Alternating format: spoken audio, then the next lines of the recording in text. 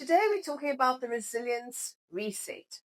What I do when life keeps testing me and knocking me down. This is my personal resilience reset. Hello, all you beautiful people, and welcome back to the Radiant Reset. I'm Beryl, and if you're new here, this is where I share my messy, real story of reinventing myself in midlife, and hopefully it helps you on yours too. And today I feel I should talk to you about something that I've been living intensely over the past few weeks. That feeling when life just keeps throwing curveballs at you. You know what I mean. I'm sure you do. I've just sorted out one challenge, caught my breath, and wham! Another one hits. And yesterday I literally hit the wall and went splat. I felt overwhelmed with absolutely everything. It was one of those days where I questioned everything I was doing, where I was going, what I was doing on the planet, whether any of it actually mattered. Sometimes it feels like life is one long hurdle race, doesn't it? And just when I think I've got everything in my stride, there's always another obstacle demanding my attention, my energy, and all of my emotional reserves. But here's what I've discovered through all of this, from complete chaos, and really discovered is myself, and not just read it in a self-help book somewhere. I've had to develop what I call my resilience reset toolkit, because quite frankly, I had no choice. And I want to share what I actually do when life gets overwhelming and challenging. Not the pretty theoretical version, but the real, messy, and sometimes crying in my car version that actually works. Because if you're anything like me, you need practical tools, not trivial advice that sounds good but doesn't actually work. Let me paint you the picture of my reality right now, because I bet it mirrors yours in some way. Everyone has off days. We don't have to be happy every single day. Most of us go through major mood swings due to our midlife hormones and life pressures and just the general chaos of trying to reinvent ourselves while everything around us keeps demanding our attention and we're trying to keep all the balls in the air. And I've had to learn to just breathe and accept the fact that I don't have to feel on top of things every day and be in control of it all. Some days I'm absolutely crushing it, for sure. And other days I'm just trying to get through the day without falling apart. And you know what really gets me is that I used to expect myself to handle all of this with grace and a smile. I thought I was supposed to be grateful and positive and resilient and at all times and happy and fabulous. Well, here I am to tell you that that's absolute rubbish, and it nearly broke me trying to do that. No one can keep that up. And I've had to learn the hard way that real resilience isn't about maintaining a perfect facade. It's about developing the tools to navigate chaos with some semblance of intention rather than just white knuckling my way through everything. Here's what changed everything for me. I realized that there are two ways I can look at challenges. I can either see them as things that happen to me, or I can see them as things that happen for me. And when I'm in the to me mindset, I'm the victim. I'm powerless. I'm at the mercy of my circumstances. And honestly, I spend a lot of time feeling sorry for myself and wondering why life is so bloody unfair. But when I can actually shift, and I'll be honest, sometimes it takes me quite a while to shift to the for me mindset, I become curious instead of furious. And I start asking different questions. I begin looking for the lesson, the redirection, the reason, the opportunity hidden in all the mess. And this doesn't mean that I dismiss the pain or pretend that everything is wonderful when it's clearly not. It means I acknowledge how much this actually sucks whilst simultaneously staying open to what might be possible. And I call this my growth mindset shift. And it's literally saved my sanity more times than I can count. I had to understand what was actually happening in my brain when life got overwhelming, because I felt like I was going crazy half the time. And it turns out that when one faces major challenges, one's nervous system goes into what's called the stress response. My brain literally thinks I'm under threat, even when the threat is just a nasty email or a financial worry or a horrible or difficult phone call. This is when my heart races. I get an actual lump in my throat that won't go away, and a terrible nervous feeling in my gut and my heart, and often my mind goes completely blank and I feel numb. Sometimes I feel that overwhelming urge to either fight, flee, or just crawl under my duvet like one of my cats and never come out. My ancient brain is trying to keep me safe, but it can't tell the difference between a real emergency and a modern day crisis. The game changing news that I discovered is that I can actually retrain this response. The brain is plastic.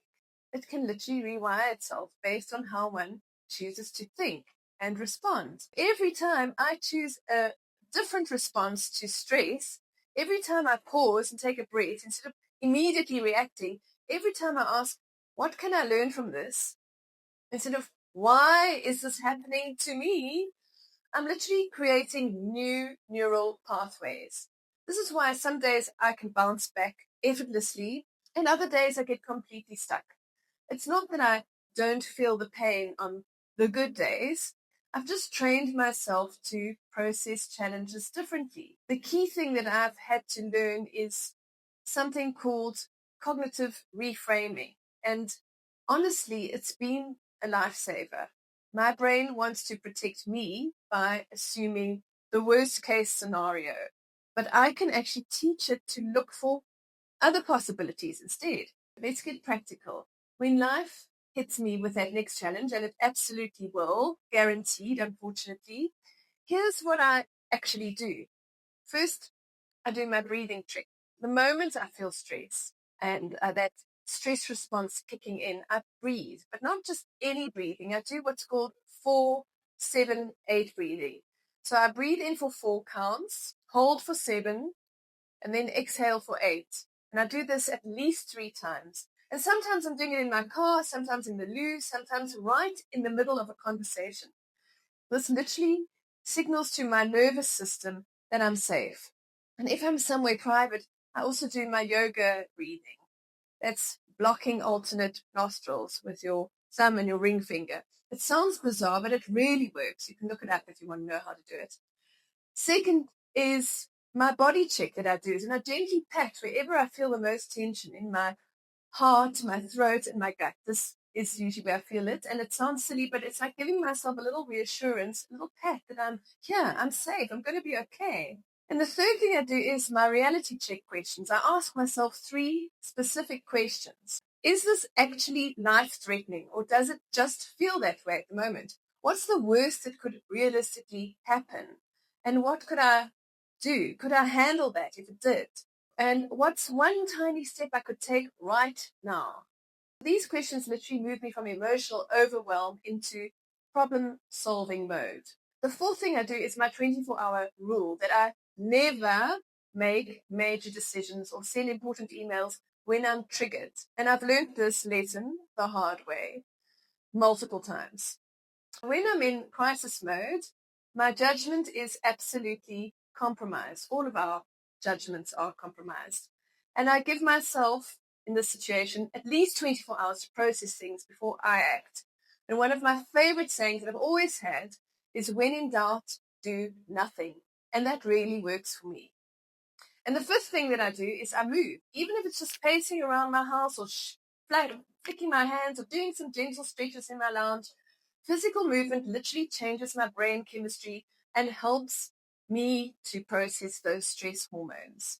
On really bad days, I might go for a proper walk or even dance crazily to loud music in my kitchen, or I go to an intensive gym class. And these 5 things alone have completely changed how I experience and handle challenges. They create space between what triggers me and how I respond. And in that space is where I find my power. And once I've stabilized myself with those immediate tools, I can do what I call my reframe game. And this is where I consciously shift from this is happening to me to this is happening for me. I literally sit down and complete these following sentences about whatever challenge I'm facing. This type of thing.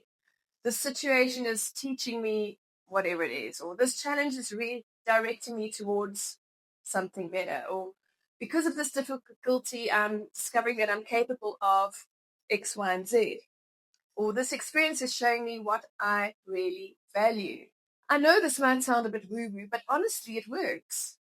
This isn't just about toxic positivity or pretending that everything is wonderful and fine when it's clearly not.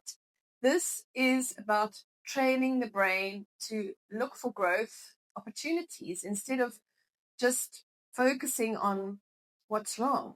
For example, with my recent professional setbacks, using this process, I realized that what felt like complete rejection was actually redirection towards something that was actually more aligned with my values and my goals. The situation was teaching me about my own resilience and forcing me to get creative about solutions that I hadn't even considered.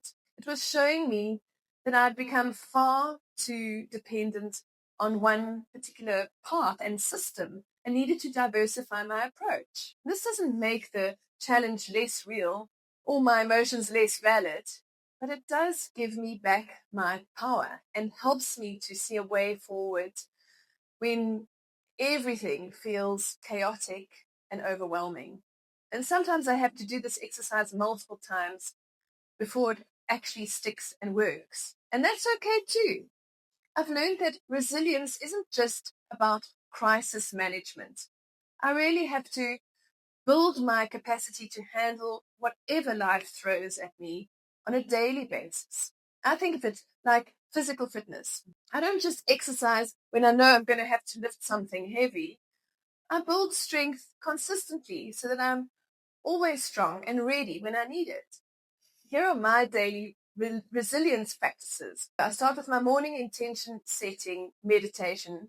Instead of immediately grabbing my phone, I spend 5 minutes setting an intention for how I want to show up that day, regardless of what chaos and disasters might unfold. But more importantly, I do at least half an hour of meditation every single day, non-negotiable. Sometimes I meditate on my own. Sometimes I listen to an audio hypnosis or meditation soundtrack.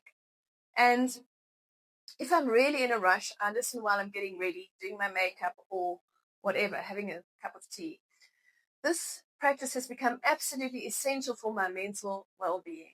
Then I do my evening reflection, and I try to do this most nights before bed, and I ask myself, what challenged me today and how did I grow from it?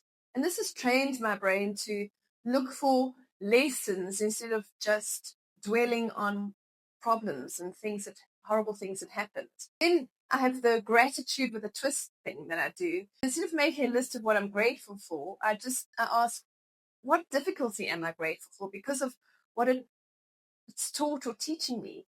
And this has built appreciation for my own growth. And then I also do my support audit. I regularly assess my support systems.